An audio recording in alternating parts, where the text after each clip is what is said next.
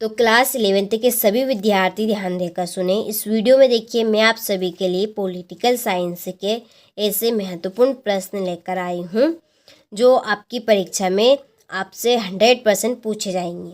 ठीक है, तो सारे ही प्रश्न हम ऐसे कंप्लीट करने वाले हैं आज के इस वीडियो में, और ये आपके Hindi medium plus English medium दोनों क्लासों के लिए रहने वाले हैं। देखिए, आप इन प्रश्नों के द्वारा पास ही नहीं बल्कि आप अच्छा स्कोर कर पाएंगे।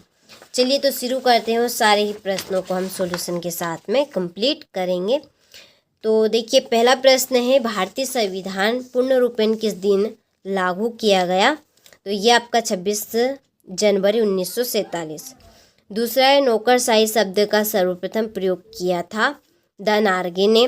तीसरा, राज्य सभा के सदस्यों का कार्यकाल कितने वर्ष का होता है? तो ये आपका आंसर है 6 वर्ष। चौथा है, कानूनों की व्याख्या करने वाला सरकार का अंग है। इसका आंसर है आपका न्यायपालिका।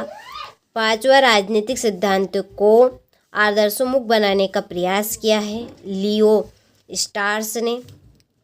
छठा है, भारत निम्नलिखित में किस प्रकार का राज्य है? तो धर्मनिरपेक्ष।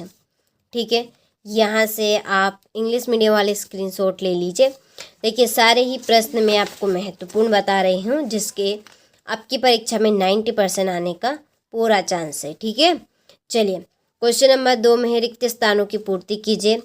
पहला है कि संविधान सभा की प्रारूप समिति के अध्यक्ष खालिस्तान थे। तो इसका आंसर है आपका डॉक्टर BR अम्बेडकर। दूसरा है, दुनिया में सभ्यता सबसे अधिक व्यापक अधिकार खालिस्तान के नागरिकों को मिले हैं। तो इसका आंसर है आपका दक्षिण अफ्रीका। तीसरा, राष्ट्रपति पद के प्रत्याशी को खालिस्तान रुपये जमानत राशि जमा करानी पड़ती है। इसका आंसर है आपका 15,000 रुपये। चौथा है, भारत में खालिस्तान न्याय प्रणाली की व्यवस्था की गई एकीकृत। और पांचवा है, स्थानीय स्वशासन एक समिति क्षेत्र में कार्य करते हुए खालिस्तान शक्तियों का प्रयोग करता है हस्तांतरित। छठा है, ब्रिटिश सरकार के खालिस्तान ने हमारी व्यक्तिगत स्वतंत्रता के अपहरण का प्रयास किया था।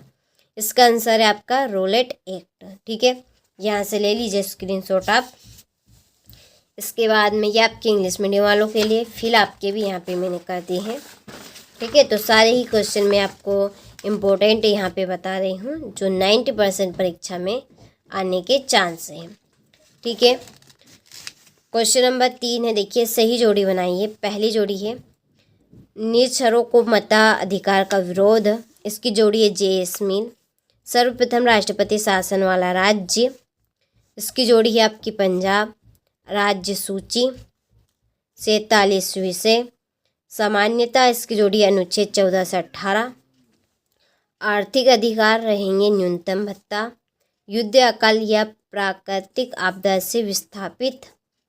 इसकी जोड़ी है आपकी शरणार्थी। और मॉडल पॉलिटिकल एनालिसिस, इसकी जोड़ी है आपकी ठीक है 7वें की है रॉबर्ट हडल।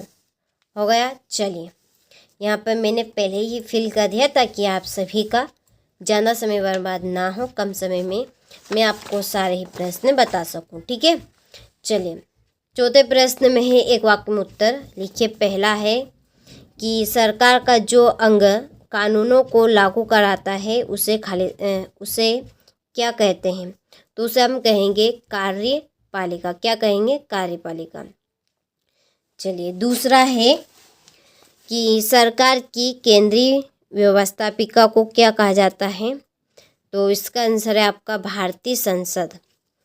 तीसरा है, अनुच्छेद 356 किससे संबंधित है? इसका आंसर आप कंप्लीट कर लेना है। चौथा है, प्रथम राजनीतिक वैज्ञानिक किस विद्वान को माना जाता है? अरिस्तु।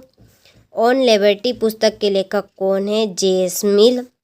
छठा है, न्यूनतम आवश्यकताओं की अवधारणा किस पंचवर्षीय योजना में लाई गई? 5वीं योजना। सातवां है, भारत में कौन कौन से धर्म है? तो भारत में हिंदू, मुस्लिम, और आप इसमें और भी लिख सकते हैं सिख। ठीक है, इस तरह से आप आदि कर सकते हैं। चलिए, तो स्क्रीनशॉट आप ले लीजिए यहाँ से। ये आपके इंग्लिश मीडियम वालों के लिए रहे। ठीक है,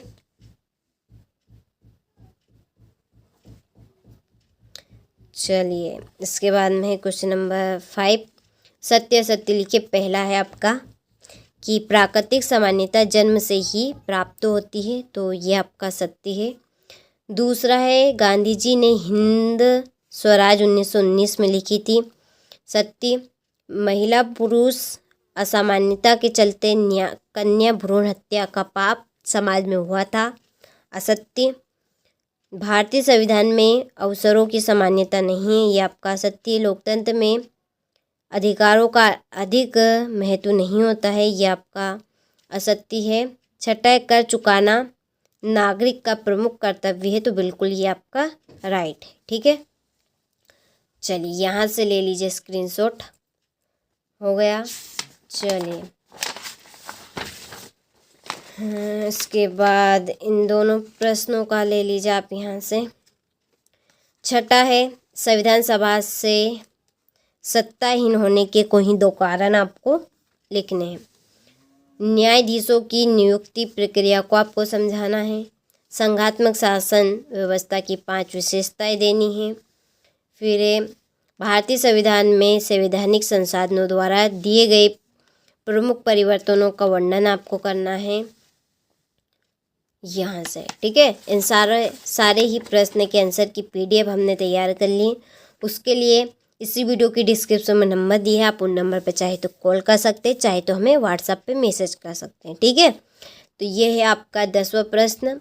समाजवादी पथ निरपेक्ष राज्य को आपको समझाना है। राजनीतिक सिद्धांत की 4 विशेषताएं। नागरिक समानता का क्या महत्व है। सामाजिक न्याय की प्रमुख विशेषता आपको समझानी है। नागरिकों का क्या दायित्व है, ये आपको बताना है। ठीक है, चलिए और देखिए ये आपका 15 प्रश्न है। धर्मनिरपेक्षता के मार्ग को संक्षेप में लिखना है। शोषण के विरुद्ध अधिकार को आपको समझाना है। राज्यसभा के सदस्यों के लिए योग्यताएं लिखनी है। जिला पंचायत के कोई 4 मुख्य कार्य बताने हैं। नागरिक अधिकारों के किन्हीं 4 प्रकारों को समझाना है। ठीक है, चलिए इसके बाद में है 20वां कि भारतीय निर्वाचन आयोग के कार्य एवं शक्तियाँ लिखिए। राज्यपाल की प्रमुख शक्तियों का उल्लेख कीजिए। फिर स्वतंत्रता का क्या महत्व है, कोई 4 बिंदु की आपको व्याख्या करनी है। और ये आपका लास्ट प्रश्न है। राष्ट्रवाद एवं बहुलकवाद को आपको विस्तार से समझाना है। ठीक है, तो सारे ही प्रश्न मैंने आपको इम्पोर्टेंट बताए हैं, जो 90% आपको परीक्षा में देखने को मिलेंगे। ठीक है, तो आपको परीक्षा हॉल में जाने से पहले सारे ही प्रश्नों को एक बार ज़रूर रीड करके जाने हैं।